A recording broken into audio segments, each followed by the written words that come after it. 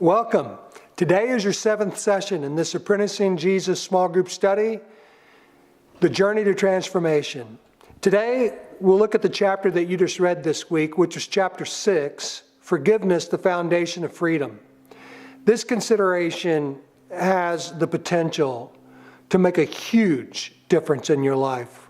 One of the turning points of my life was when I got in touch with unforgiveness I still had for my dad. My father had already passed away by the time that I even considered or discovered this. My parents were divorced when I was 6 years old, and I lived with my mom. My dad loved me, and I would see him from time to time, every few weeks. But after I became an adult, I realized, and even before I became adult, I realized I resented him for not being there for me more. So I knew I needed to work on forgiveness for him, and I did, and I thought that I had it all worked through. But ultimately, I realized that I had more forgiveness work to do for him. Many years later, my wife Katie triggered my consideration of this after we'd been married for about 17 years. She told me that she thought that I needed to do more forgiveness work with my dad. And I quickly snapped back at her and said, "No, I don't. I've covered all that." Of course, when you're defensive like that, that's a sure indication you need to take a look at it. And so she said, "Will you just please consider it?" And so I grudgingly said, "Okay." At that point, my two sons were 13 and 16 years old. And I was focused, it was a big focus of mine at that point, on how to create more intimacy in my relationship with them. So I considered, as a part of that, how my attitude perhaps towards my dad, who is no longer even alive, but how my attitude towards him might be influencing the way that I was fathering my boys. What I ultimately realized after contemplating this for a long time, for months, was that I still had judgments and unforgiveness for my dad, and it was leaking out in my relationship with my boys. I realized that I would actually say that I was committed to be the father that my dad never was. Now think about that statement. In reality, my commitment to parenting my boys was rooted in unforgiveness and judgment for my dad.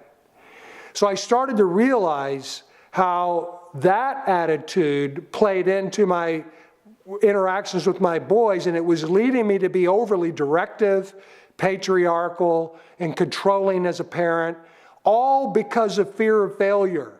And that fear of failure was being driven by unforgiveness and judgment for my dad.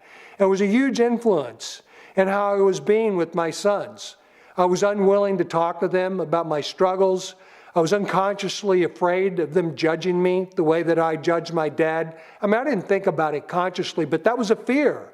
I was afraid of failing and being rejected. So that really woke me up to a new possibility with my boys. And the key to breaking up this stuckness and opening up my relationship with my sons was to start engaging forgiveness again with my dad, even though he was already dead. It led me to being willing to be more open with my boys, to be more interested in what they had to say. I started realizing that I didn't have to measure up to the standards I was setting based on unforgiveness and judgment for my dad. And after all, my boys really wanted with me was for me to be me and to be excited about who they were. It made a huge difference in our relationship over the years. They're both adults now, and we've made great progress in the intimacy of our relationship. There's more work to do, and there always will be. But it's been a rich journey, and it's a completely different place, I know, than it would have been had I not started looking at how I still had buried unforgiveness in my life. I spent years, even after recognizing that, continuing to relax into deeper levels of forgiveness for my dad. Every time it came up, I would engage it in my mind. Forgiveness is not a one-off thing.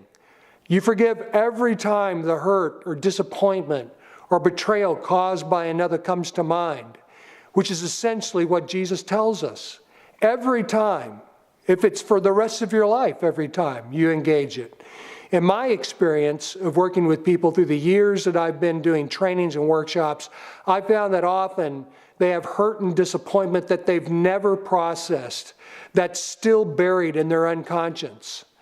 They're not even consciously aware of it. They just buried it. Yet it still creates mischief in their relationships.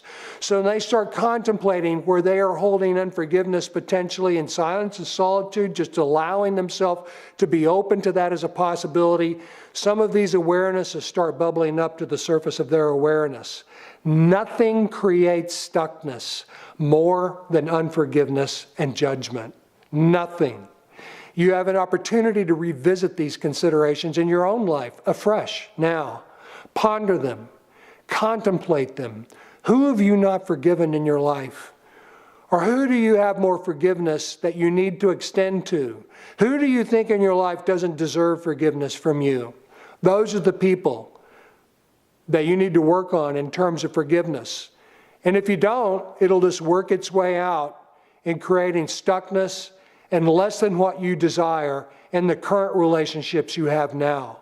Eventually, my work in forgiveness with my dad led to increased empathy for him. I started to recognize and see in a brand new way how he was doing the best he knew how. And ultimately, it led to levels of compassion for him. I started realizing that there was a lot that he contributed to me in my life that I could be grateful for and appreciate. And that if he hadn't have been in my life, at least to the level that he was, it would have made a huge difference. That there was a great advantage of having him in my life, even at the level that it was. So it completely flipped my ability to be able to be grateful for him and to appreciate him and to empathize. I wish he would have been alive when I figured this out. It would have been an awesome conversation that I know he would have been open to. And it could have restarted and rekindled our relationship at a much deeper level.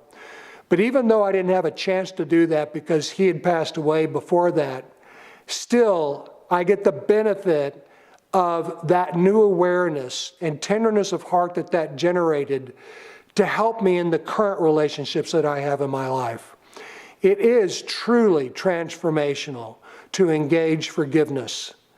Unforgiveness for those in your past will still have its impact on your current relationships. And unforgiveness in your current relationships will cause them to stay stuck.